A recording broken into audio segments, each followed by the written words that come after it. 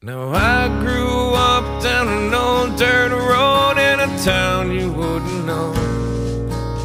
My pops picked the place up for $1,500 back in 1964.